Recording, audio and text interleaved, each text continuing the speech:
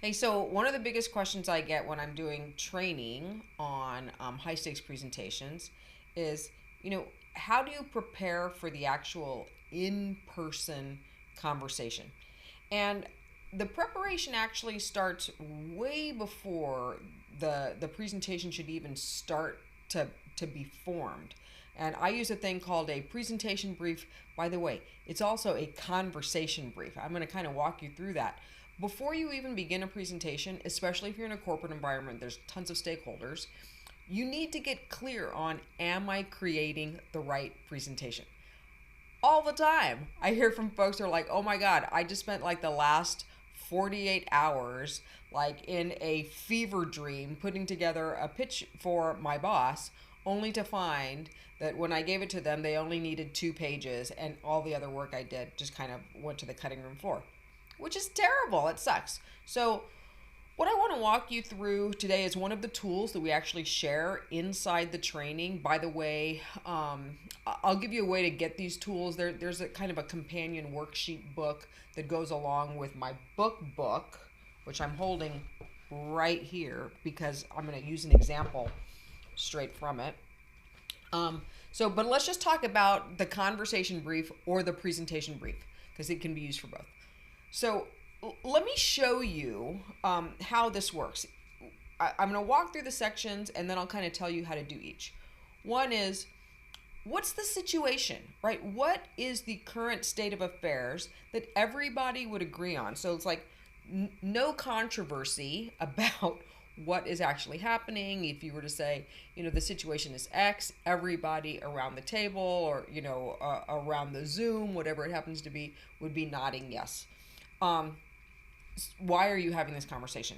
Second little section here is, well, what is the key question that needs to be answered for the audience that you're creating a presentation for or that you are about to have a conversation with? In truth, I have used this just to even have an important conversation to get my own thoughts straight. So what is the key question or complication that needs to be addressed or answered? Second, this has the big idea, but basically, what's the answer to that question? This is where you actually express a point of view. And I'll walk you through an example here in a minute. Once you have the big idea, you're going to have at least 3 support points. You could have 5, you could have 7. I always recommend 3. 3 is a great number. A, B, C, 1, 2, 3, etc., etc. But it can't be less than 3. Okay, so at least 3 support points. Then the one thing that nobody actually addresses, but is almost the most important thing that needs to be addressed when you're prepping for one of these things is, what are the red flags, rebuttals, and resistance that are going to be going on in the mind of your audience, the person that you're going to be speaking to or presenting to, that are sort of unspoken? Because if you don't address those, what's going to happen is the entire time you're trying to have a good conversation or presenting, they're going to be having a conversation with their red flags, resistance, and rebuttal. So that it's really, really important that you get that done. And then finally, what's the call to action or call to arms? What do you want this person to do after you have talked to them or after you've presented to them? So let me just kind of walk through an example that is on page 91 of the book. Page 91. There's a brief there. All right, so it says, situation context. In this situation, I was actually dealing with a client, and we were going to kind of start addressing a new audience, right? So this was a wealth management client, and the situation was that they really wanted to expand their reach to serve more women. There's a huge wealth transfer about to happen, and we're in the middle of happening. A lot of wealth is being transferred to women right now, but not a lot of women, sadly, are highly financially literate. I am not stereotyping; these are some facts. So they were like, how do we expand our reach to reach more women so that we can increase financial literacy among many of them? So that is the situation and context. It's sort of, we want to expand our reach to women. Very simple. Everyone's like, oh yeah, great. Okay, non-controversial. What's the key question or complication? Well, the complication there was that women are less likely to trust their own skills in managing money. Again, this is all research based. So there's a complication. We want to reach more women, but women are actually, and this is a wealth management company, women are much more likely to not trust their own skills managing money. This is a problem. They may be resistant to then having these conversations. So what's the big idea? The big idea in this case was, well, let's educate and empower women to feel confident managing their money with a training series. I have this huge piece of hair here that is about to disappear. Okay, so let's train people, let's educate and empower women to be more comfortable managing their money with a training series. That's the big idea. All right, I'm going to come back to that in a minute. So let's support it. How are we going to support this? One, there's a rising wealth shift to women. That's important. Two, women prefer to focus on real life goals. Okay, so we need to know that.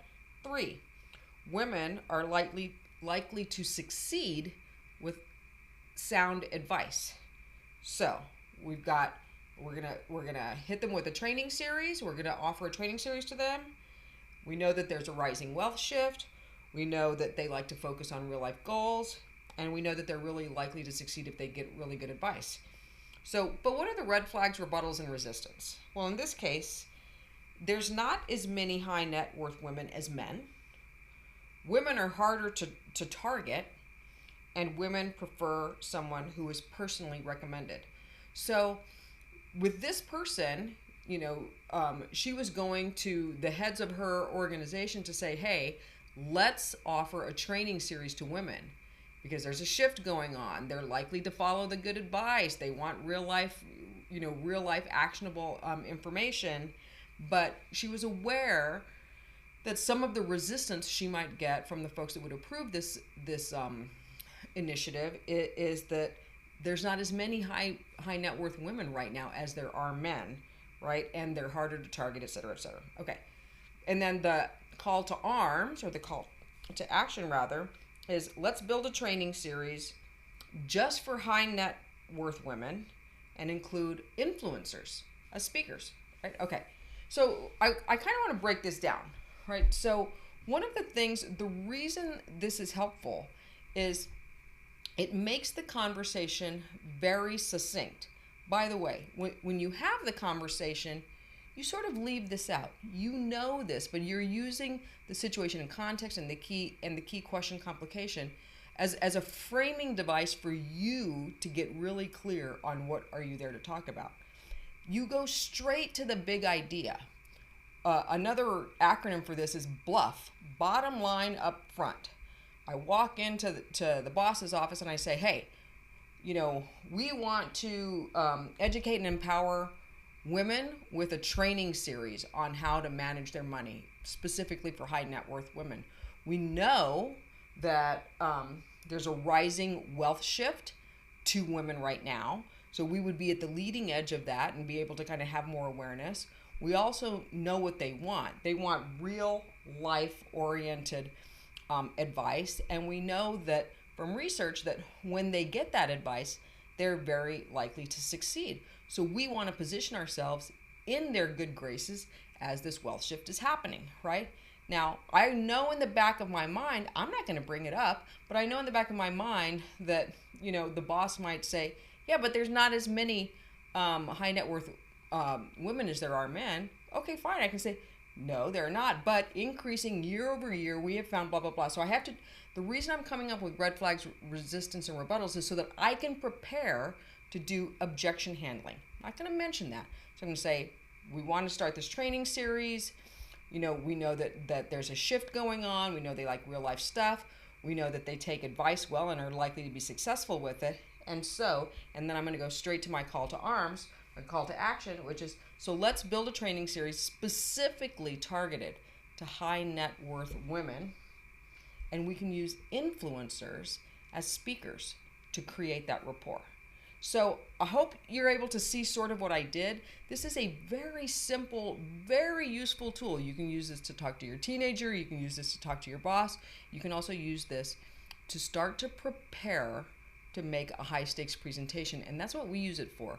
We use this so that the folks that are going to make the presentation can actually take this in, talk to their boss, and say, this is the presentation that I am building. Do I have this right? And gives them an opportunity to have that conversation before they waste all the time building pages after pages that really are not hitting the mark with the boss. So it's a really, really great calibration tool. By the way, all of this is one worksheet in a handful of worksheets that we have available online. I'll drop the link later, but this is kind of a little companion workbook to go along with the book. Hope it's helpful.